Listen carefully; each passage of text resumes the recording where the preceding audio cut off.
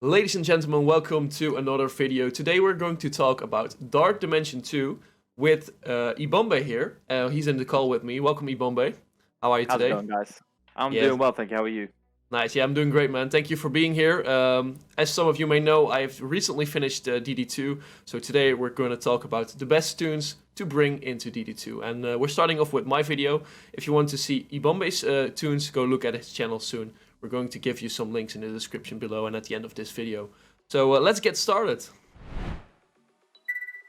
Alright guys, so we're going to go through a lot of detail in this video, but if you don't want to stick around for the whole explanation of these toons, I'll just give you the list quickly that I put up for you. We put this in 3 categories. We have the farmable, unfarmable, and legendary categories. And for the farmable, we have Hela, or at least I put in Hela. Eboooombe has his own video, of course, coming up. I have Hela, Carnage, Sinister, Thanos, and Captain Marvel for the farmable characters.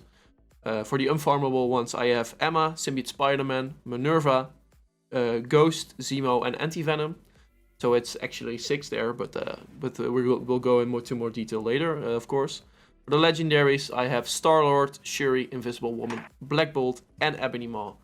And if you're interested in the explanation as to why, stick around in this video. And also make sure to watch Eboombe's video about this, because we're going to do his toons as well. And we're going to try and do it in a similar way. So yeah, let's go. Alright guys, so starting off, we are going to talk about the team I used when I did DD2. I just need to look at my notes real quick here. I used Zemo, Minerva, Thanos, Hela, and Symbiote Spider-Man. So we have Zemo here. He's really good against the minions. We're going to talk about him more in the video. We have Minerva, Thanos, I said. There we go. Hela, of course. Hela is also a great toon. I already took her up to G14 since I just hit 75. And we have Symbiote Spider-Man. I think those are very good toons, especially since I've just finished it. So it's pretty logical that I was able to use these guys here. Yeah. Alright, so let's continue on. We're going to do this in 3 sections. We're going to start with the farmable characters first, which means all the characters that basically can be farmed from campaign, raid nodes. The milestone orbs don't count as farmable, because let's be honest guys, that isn't farmable. I mean, come on. Alright, so first off, we have Hela, of course. Hela is in Villains 7-6. So we're going to talk a bit more in depth with her, but she's definitely farmable. We also have Carnage, also a great toon. I wouldn't take him without Symbiote Spider-Man in there though, but yeah, we're going to go a bit more into detail with that. We also have Mr. Sinister, also great toon, also very good with Emma. Thanos, where is he? There he is. Big boy Thanos, giving energy to your cosmic toons, very good for DD2. And I put in Captain Marvel, because she currently is farmable. It might change in the future. We don't know yet what they're going to do with her after Doom's influence, but for now she definitely is farmable. So, Eboooombe, what do you think about my toons so far? So let me remember. So it was Captain Marvel, Baron Zemo, Thanos, Minerva, and Hela, right? Yeah, we're talking about the farmables, so Zemo was not in there yet. The farmables was Hela, Carnage, Sinister, Thanos, and Captain Marvel. Yeah. Okay, cool. Let me go ahead and favorite Carnage, so I have them all on that top list. Okay, so yeah, starting off, I mean, Hela is a fantastic choice. I think without a shadow of a doubt, she should be one of your top, definitely one of your top 5, for many reasons. One being she helps unlock Phoenix, she helps unlock Black Bolt as part of the Asgardian team. She's got a fantastic kit, self-healing, the ability to spread lots of negative effects, apply disrupts, clear death proofs, flip them into bleeds on her basic. I mean, she's just one badass. And like I said, paired with Thor, she works even better. Yeah. So hands down, Hela should be one of your top 5 for sure. Yeah, and Greg is just a good help as well for saving the damage on the rest of your toons.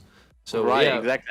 I forgot the best character, Greg, of course. Yeah, Greg, don't forget about fantastic. Greg. when he gets killed, he rewinds turn meter, and Hela, of course, revives him and then heals from that. He has the ability to heal block, and well, pretty much kamikaze onto the enemy and apply 2 tons of bleeds. So yeah, fantastic all-around character. Yeah. So then we had Thanos. So Thanos, you know, if we think back to how Thanos used to be, Thanos was still quite useful in Dark Dimension 2 in the early stages of the game. But even now, he's become a little bit better. So Thanos is great for 2 reasons. Being a protector is, you know, having a protector for Dark Dimension 2 is really important to kind of give your your allies that much more chance of survivability. He can self-heal in terms of using his ultimate with that massive drain. So the higher red stars you have for him, the better you're off. He has the ability to taunt, and he's got huge amounts of resistance when he does taunt. So more often than not, he should be able to withstand any sort of damage. And the most important thing, in my opinion, is his passive, which I'm looking at right here, because on the death of an enemy, he generates 2 ability energy for self or any adjacent cosmic allies. Yeah. So depending on the placement, he can be fueling either Minerva's ultimate or Hela's ultimate, depending on which way you want to go to that. Yeah, exactly, and that's how I ran with Thanos there. I put him in the middle, and I put Minerva and Hela next to him, so he can feed both of them ability energy. Really helped me a lot, especially for keeping my team alive with Minerva. That came in clutch a few times, and yeah, definitely a good idea to go with the Thanos as well. But problem with Thanos, he's very late in the farm. He's only in 8-6 of Nexus, which you can only unlock by unlocking villains, or I mean 8-9, sorry. Villains 7-1, and you need Hero 7-1. So by the time you get to his node, you may already be having enough characters for DD2, basically. So I got lucky. I unlocked him with Mega Orbs, I think. He's out of the Mega Orbs by now, by the way. So he's going to be very hard for newer players to get. But if you can get your hands on this guy, make sure to pick him up, because he's going to be very good for your DD2 run. Yep, definitely. So then you said Mr. Sinister. I mean, I don't think I really need to go into too much detail with Mr. Sinister. His kit is just phenomenal. The ability to clone an enemy and have their abilities maxed, depending on, of course, how high you've taken his ability, is fantastic. If you want to make a more synergized team, you can easily do that by taking whoever you want from the opponent. His passive, of course, provides more healing. His special provides more healing and spreads positive effects to the rest of the team. And like I said, the more toons you have on your team, realistically, the better. So Mr. Sinister, by far, fantastic character. Yeah. Then you said, I believe it was... We have Captain Marvel and Thor, right? I didn't say Thor, no. Thor, I took Thor off my list, but okay. But we can go into it a bit more. I think you put him on your list, right? Yes, I did, actually. All right. But all right, so Captain Marvel, lastly.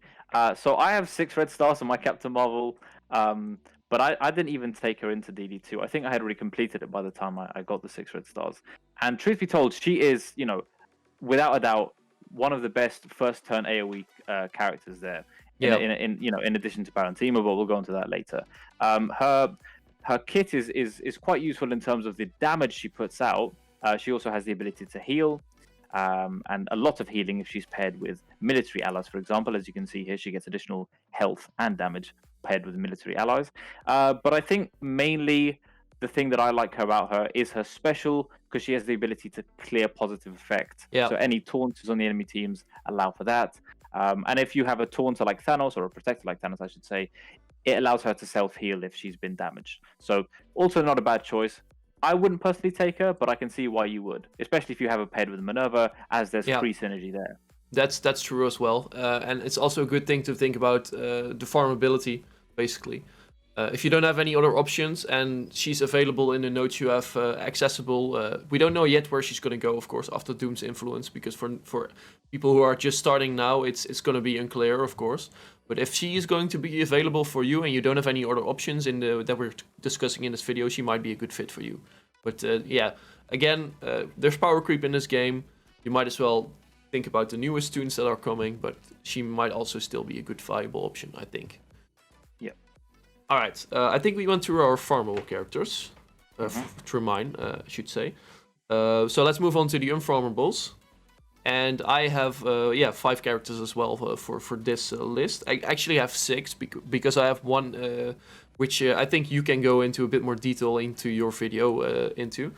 So first off, I think the best character on my list, actually, let's say there's the top 2 of these guys. We have Emma and Symbiote Spider-Man. I think those 2 are by far the best characters for the unfarmable category.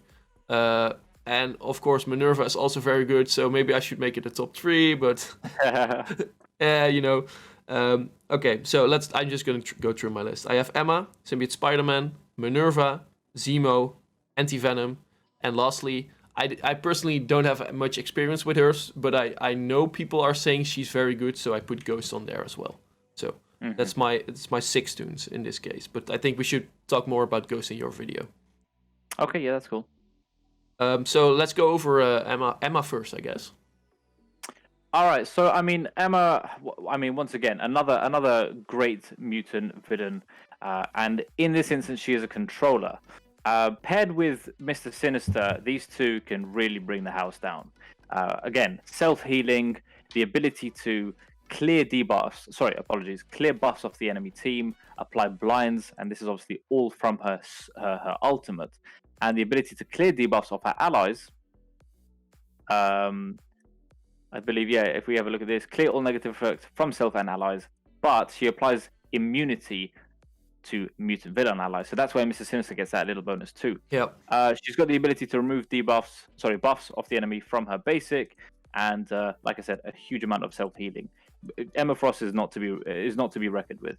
She is fantastic in all ways. I think as you said, one of the top 3 unfarmable characters without a shadow of a doubt. Yeah, exactly. And I think she's going to get another run into the milestones. So when she's turning up, make sure to go hard for her, because she will definitely help your game if you haven't unlocked her yet, or if you haven't have her at like a decent amount of stars yet. So make sure to take a look at that as well. All right. I think one of the MVPs for most players, I don't know if you used him back then, but Symbiote Spider-Man. Yeah, we didn't have Symbiote Spider-Man back in my days. But no, without a doubt, if you can get your hands on Symbiote Spider-Man, however many stars, I think he unlocks at 3 if I'm not mistaken. So 3 stars is the minimum you need, really. Get him unlocked and put him straight to Dark Dimension 3. He is a bio character, so be wary if you do decide to take any other bio characters.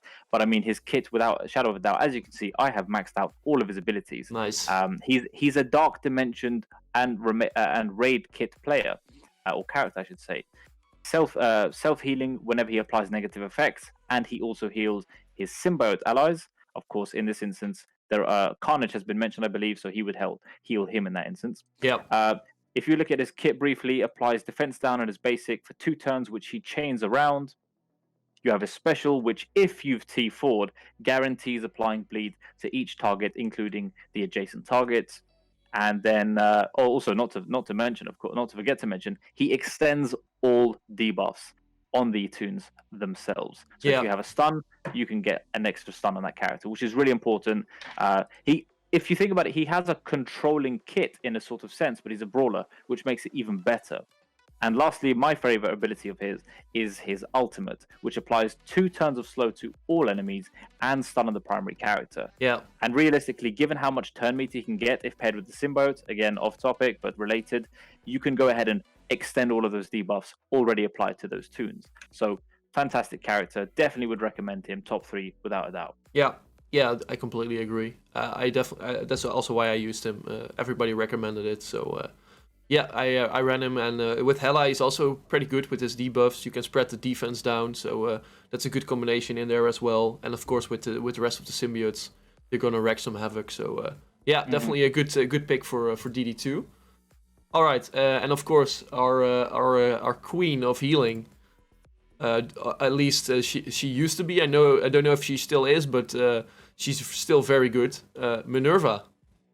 Yeah, I mean, for those who know about Minerva or who have been lucky enough to get her, she is the best healer in my opinion in the game. Still to this day, she was brought out just after Mantis was released last year, and she pretty much knocked her out of the park. Her kit is fantastic. Her ultimate, of course, is the main main attractive feature about her, where she steals 15% health, sorry, from all the enemies. 15 health would be nothing, right? 15% health from the enemies.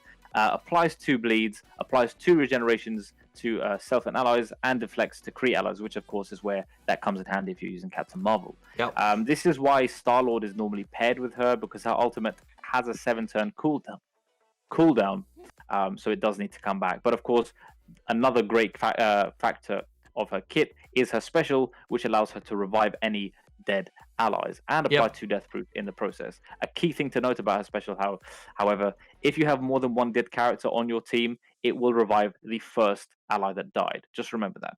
Yeah, that's a good thing you said. Yeah, so of course you want to try and revive your whole team back again, so you might have to run through it a few times if 2 guys are dead, but just take that in mind.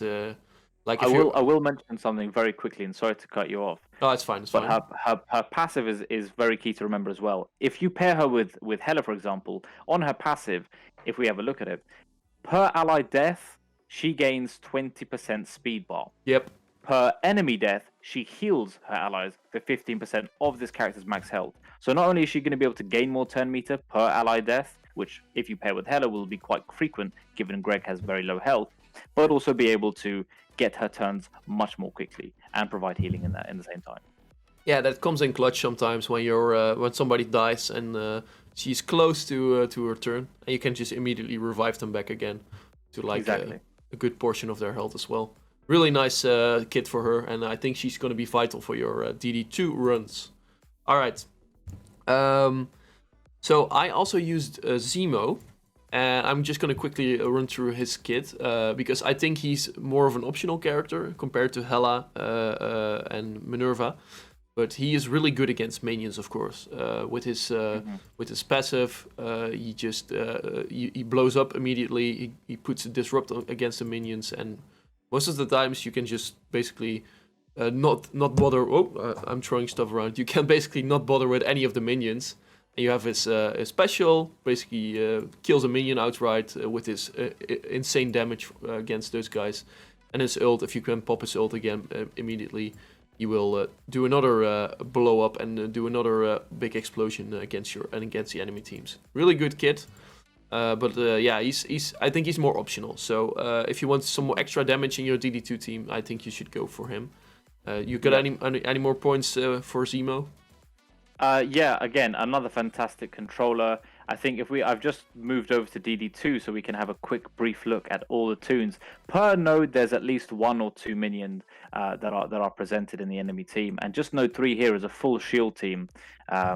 So you can imagine that on his first turn, he's going to be applying disrupts to all minion enemies. Sorry, and if there's a shield security, which there is in node 2, he's not going to be able to taunt whenever the enemies go below 50% health. When Hand Sentry goes in stealth, no one's going to be, really stealth apart from the non-minions. He has the ability on his first turn to ability block, of course, and as you mentioned, on spawn, he will release that powerful passive, which does a lot of damage. He gets a charge on spawn, and he gets another charge when you ult. So, and he uses the charge for the explosions. Really good toon. Very good character.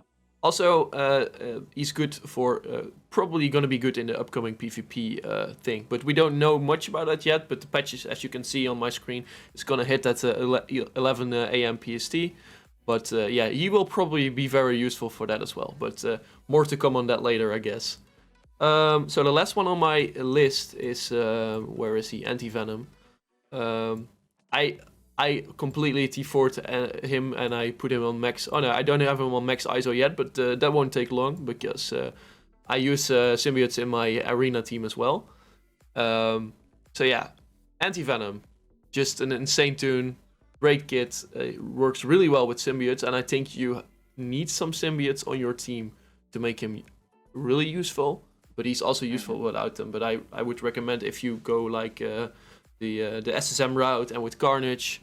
AntiVenom is going to be a nice third guy in there, but I wouldn't probably do it him on his own. I think he's more valuable. As in with the rest. AntiVenom, he excels more with the symbiotes, but he does still find, he's still useful with non-symbiotes, as Yeah. evident from his kit. Yeah, I agree. But I think if you have to pick a healer, I would go for Minerva over AntiVenom if you don't have the rest of the symbiotes on the team. Yeah. Or I mean, Carnage AntiVenom, and Symbiote Spider-Man. yeah, without a doubt. Yeah. So should we quickly go over Skid as well? Or do we want to move on to the next part? I can briefly go into it. I mean, again, I can go into further detail, but put it simply, AntiVenom, being a support character, he is there to provide sort of a little bit more sustain and survivability. On his special, which I think is important to note out, he clears heal block on all allies, which is quite prominent in Dark Dimension 2 with Mordo's kit, Yeah. with his heal block. He applies immunity to allies, this being AntiVenom, of course, and he heals all allies for 20% health. Hello. They have a typo in the game. Where's the F after this? Heal all allies for 20% of this character's health. Oh, That's hey, you interesting. found a typo again. Yeah. We'll be sending that to them for sure. So so that's what's important about his special. As for his ultimate, I find this really, really useful. And I think what's important to mention, if you were to use him with Zemo, for example, Zemo goes first, applies ability block, and slows either to the primary target or adjacent targets. AntiVenom is going to come and follow through by flipping that negative effect into a positive effect on himself, and then spreading a minimum, or I should say, spreading 2 random positive effects, as it said, to non-symbiote allies. So they still benefit. The allies still benefit, but of course, it's more beneficial for a full symbiote team. Yeah, I agree, and it's very, very fun when you get some offense up on Black Bolt or something. Then it's gonna be great with this team. But it's a really good kit as well. But I think depending on the rest of your team, he's more worth it or less worth it. So definitely, I think you should probably focus Minerva if you don't have any symbiotes on your team, or maybe only Symbiote Spider-Man. But all right, I think we should move on to the next the next category. Let's do that. These are the legendary characters, and we put them separate because they are, of course, also a very special guys here, and they have some requirements to get them. So let's start off with, I think, the most important and probably the most used legendary in DD2, which is StarLord. And the full reason he's used so much is because he is an energy battery. At his special, he will give 2 ability energy to random adjacent allies, which is just a great special, because you want to get more energy for DD2 to do more abilities more often, like put him next to Hela so she can ult more, put him next to Minerva so she can ult more.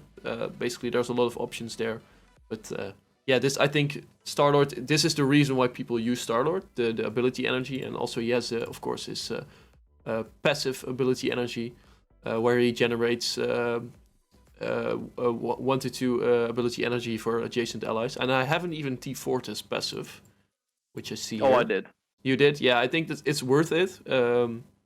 But I didn't use him as much in DD2 because I ran Zemo over him. But he's very valuable as well. Just a good thing. Maybe. But we're gonna go through more of the T4s later in a later video. But this is also a good value in here, depending on your resources, of course. So that's StarLord. Do you have any more you want to talk about StarLord? I think the only not particular. I mean, his passive is obviously quite useful. The only other thing I'd say that is quite useful for him is his special. He grants 2 ability energy to random adjacent allies once used. Yeah. The other beneficial feature of this ability is that he blinds to primary targets and the additional random targets. I wouldn't recommend T4 in this, but we'll go into T4s in a separate video. Mm-hmm. Exactly, and I think his special is just, or his ultimate, I mean, is just good damage, and so this is basic. It's okay damage, but I think you want him for his energy, basically, in your DD2 team. Yeah. And the blinds. The next one on my list is Shuri, and I just want to add to these guys for the next 2. They're good legendaries. but I don't think they're very necessary. But I think if we're talking about good legendaries to take into DD2, I think these two are good examples, and Shuri is one of them. Because of her healing and because of her first turn defense up for your whole team. And I think that's very much worth it to take her in. Do you want to explain a bit more about her kit? But so as people can see, I don't have her up to G13. I don't have her at 664. Yeah, I can do that. So I have, and this is where I show off a little bit. I have 7 red stars on her. So she is very, very good for me. Now, strictly speaking, for a legendary status character, her healing could be a little bit better than what it is, because you kind of need more red stars, but more on the kit side now. As you mentioned, the first turn defense up, which she gets, is very useful. She applies ability energy to Wakandan allies, which is herself. So she already gets 1 ability energy in addition to the next one once she gets her next turn. She also generates ability energy for 2 random allies, as stated in the kit. Her healing, or her ultimate, I personally have T4'd, because as it's stated in the kit, heal the most injured ally for 500 health, which is nothing, plus an additional 15% of this character's max health. So of course, the more red stars, the more efficient, and it also clears 1 negative effect. However, I'm not quite sure that that's applicable in Dark Dimension. I believe that might be... yeah, it's only if the ally is Wakandan. It's not even relevant, really, but it's only if the ally is Wakandan. But yeah, I've T4'd it because it repeats it 4 times. So that's a total of 60% health that she can heal. Lastly, her passive is also quite important because on turn, she heals the most injured ally for 10% of her health.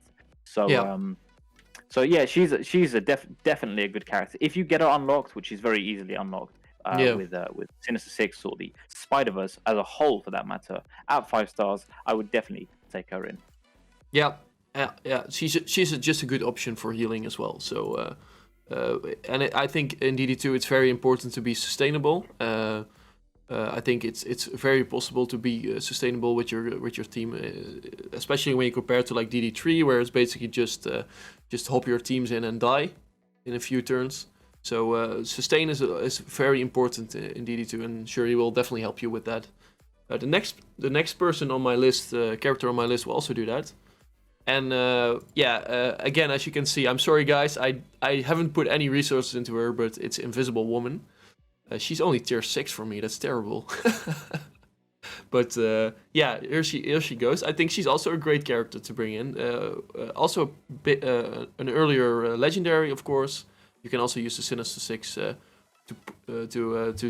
make her join your team. So that's right. Also an option.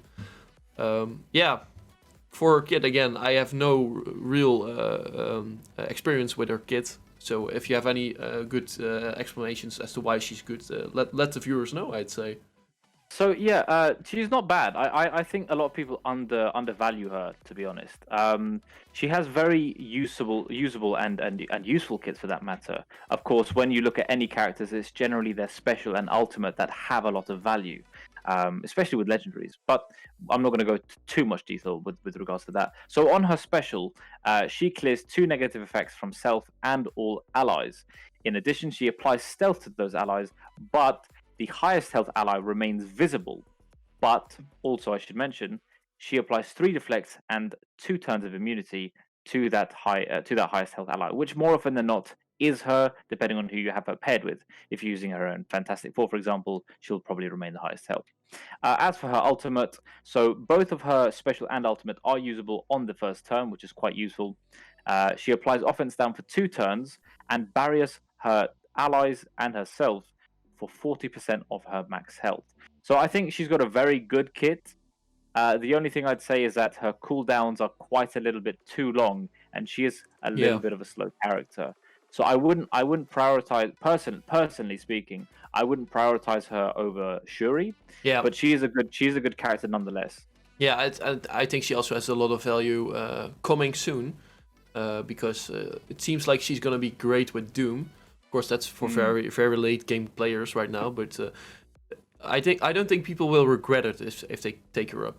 And she also helps a lot with the rest of the Fantastic Four in war, so she has some good value. I don't know if DD2 is the place to take her into, though. So, but she will have value anyway if you bring her up. So I think that's a good a good thing for her. The next two legendaries are a bit of a tangent, so to say, because they're more for mid-game players, I'd say. I think these legendaries, together with Phoenix, are the guys to take into the mid game to start off your mid game basically, and they're called Black Bolt and Ebony Maw. And I'm bringing these up because even though most people will have DD2 done, I think, when they get close to Black Bolt and Ebony Maw, if you don't and you are close to them, they're gonna make your experience a whole lot better. And I think that's the fairest thing I can say about them. Black Bolt is just a beast for damage, and we have Ebony Maw, who is just amazing, especially with Thanos to keep your team alive. But of course, as I said before, it's a bit of a tangent because they're more mid game. After I think you clear DD2, then that you're actually gonna use them. But to bring a point against that, a guy in my alliance. He only has Thanos right now at G13, but he has the full Black Order unlocked. So he's going to bring Black Order into DD2, and that's going to be a cakewalk for him. So there's there's people around that actually are going to be able to do this. But the rest of the legendaries, I know you're going to talk about Fury as well, but I think Fury is a waste of resources since you need to bring up Kree minions. That's my personal opinion, of course, but I think dislike the video. I think you're from a different time of the game when you unlocked him with a lot less options. So that's why I would never recommend Fury for newer players. But I think that's my list, and I don't really want to go into too much detail about Black Bolt and Ebony Maw because I think we've gone for long enough, and I think people know why they have value here. If they made it to the end of this video here. Yeah, I'll simply put, if you have them, use them. Let's put it that way. That's simply the best way to put it. Exactly. That's and the same goes for Phoenix, of course. But I think most people will go are closer to DD3 when they unlock Phoenix than Dark Dimension 2. But that's another story. And that's going to be a video for a later date, the DD3 video, right? Yeah. Alright guys, thank you so much for watching. I hope you liked the video and you had some interesting information in there for you. If you did, please like and subscribe to the video. It really helps me out. And I really want to thank Eboooombe for joining me today. So Eboooombe, why don't you go ahead and say something as well? Well, yeah, thank you for having me. I do hope that we were able to assist some of the Marvel Strike Force players in getting closer to Dark Dimension and getting those nice rewards, including, of course, Ultron. But yeah, I'm going to be posting my version of the video, and I think Appie's Games is going to put it in his description. So if you want to come through and check that out, of course, the more the merrier, and we'll be sure to give you more content over there. So yeah, once again, thank you for having me. I hope everyone enjoyed the video, and then I'll let you finish it off. Yeah, thank you, man. And be sure to watch this video, guys, because it's going to be interesting as well. We're also going to do some T4s and ISOs later on, so make sure to subscribe to both of our channels and never miss a thing. And thank you again for watching. Bye, guys. Take care.